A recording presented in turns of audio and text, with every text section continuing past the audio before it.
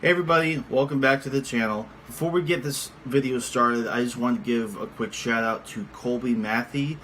He's the one that's going to be interviewing me in this video. He's a political science major at the UC Merced, and he has a YouTube channel of the same name. Just to get you guys a little familiarized with him, I wanted to show you this.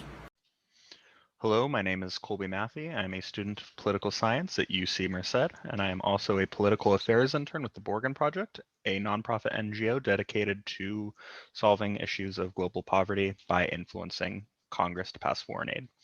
So today I'm going to be showing you how to very quickly find all of your representative and senators' information online, all in one place, just a click of a few buttons. So I'm going to start by sharing my screen so you can see what I'm doing. Here we go. So what you're going to do is you're going to open up a search window just like this. And here we go. And you're just going to type in congress.gov. And then when you're at congress.gov, you are just going to come over here and you are going to go ahead and just type in your zip code. And right here, we'll come up with a list of all your representatives and your senators, right? So you would just go, boom, info's right there. And then if you want to go check another one, you just hit the back button and click on whichever one else that you're interested in. So yeah, that is how you do that. And yeah, so thank you and thanks for watching. And I hope that you use this opportunity to call your representatives and your senators. Thank you and have a good day.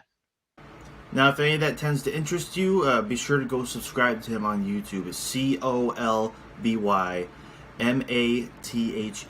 This interview I'm going to show you was conducted in November. It was part of a study that he was conducting, I believe, for his class at school. When he announced that he was conducting it, I gladly volunteered, and this is how it went. Enjoy. A few kind of personal opinion questions as well. Okay. Does that sound good with you? Yeah. Okay. So the first question is going to be a knowledge-based question, and what is judicial review? Judicial review.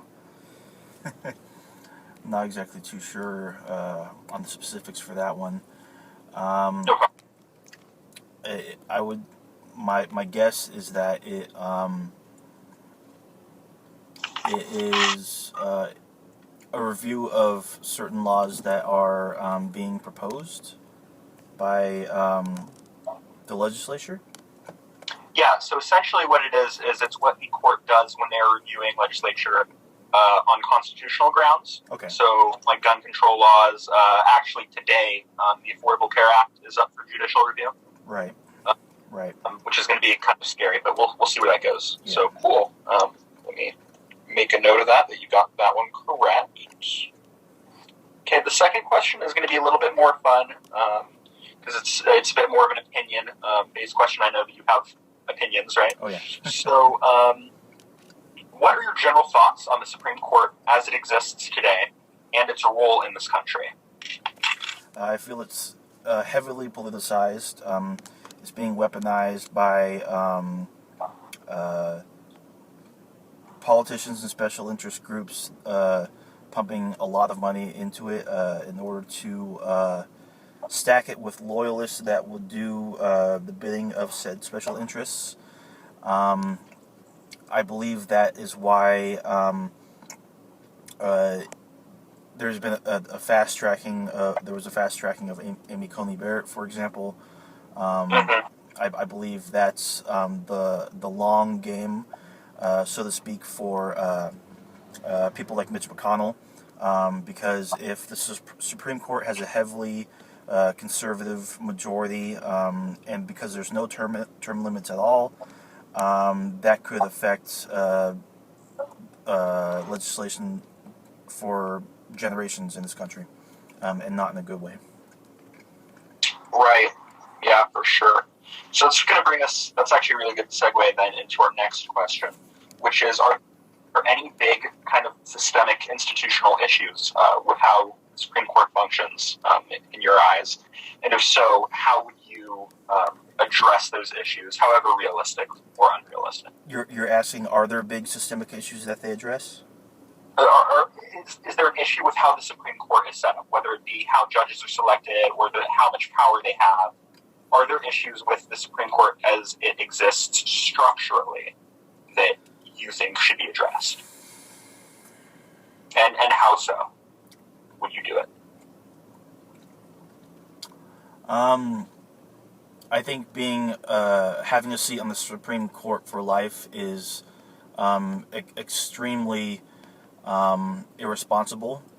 I think it's. I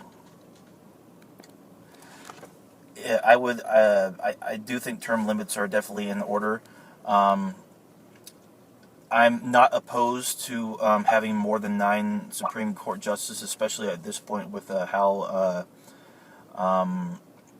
heavily politicized it is. I believe the Supreme Court should be nonpartisan and non-biased, but that's growing more and more not the case over the past couple decades. And I believe whatever balance it takes to achieve that, if it includes nominating more justices, but especially term limits, I'm all in favor of that. Okay. Thank you. Okay, so questions 4 and 5 are the hardest questions for this interview. So let's get started. And I have my reference sheet right in front of me, because even I, kind of like looking at that took me a while to be able to answer these. So the first question is, it's actually a two-parter. Who is the current Chief Justice, and how many other justices can you name? You don't have to do the full name. Last name works just fine. Or first name. I believe John Roberts is the Chief Justice. Of course, there's Clarence Thomas, Brett Kavanaugh, Neil Gorsuch,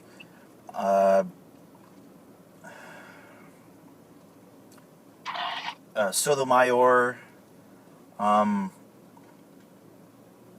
course, Amy Coney Barrett, regretfully.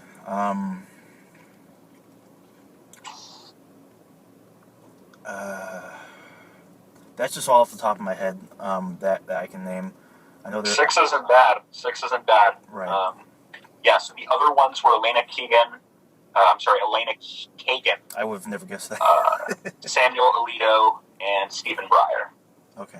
All of which are kind of like the liberal ones. I mean, well, no, Alito's actually arguably, well, Clarence Thomas is pretty conservative, but Alito's the second most conservative. Right. Okay. Cool. And then the fifth one, and this one is by far the hardest question. So let's see. Can you name at least 5 Supreme Court cases, either modern or historical? It doesn't have to be a current Supreme Court case. Brown versus Board of Education, Roe versus Wade. Goodness gracious.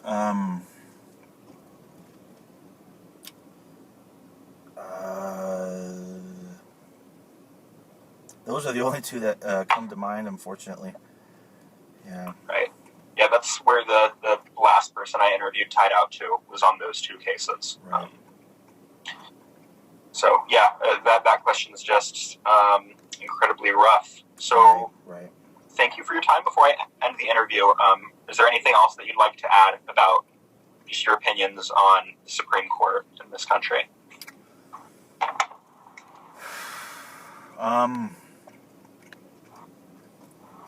I think I've pretty much stated my case. I don't think there's really much more I can contribute. It's a shame that we put justices up there for their entire life, so you get a situation like Ruth Bader Ginsburg.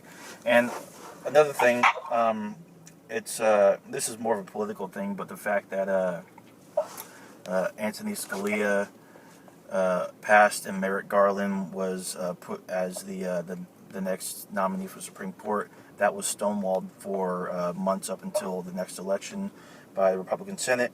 And I don't believe. I believe something should be done about that. I don't think there should be stonewalling of that sort. I believe there should be a process, no matter when it is, for however long it takes. Just blatant hypocrisy by Republicans that wanted to fast track Amy Coney Barrett, and the fact that most justices, especially the last few that have been put on the Supreme Court, have been put under have been confirmed mostly on party lines, especially this last one.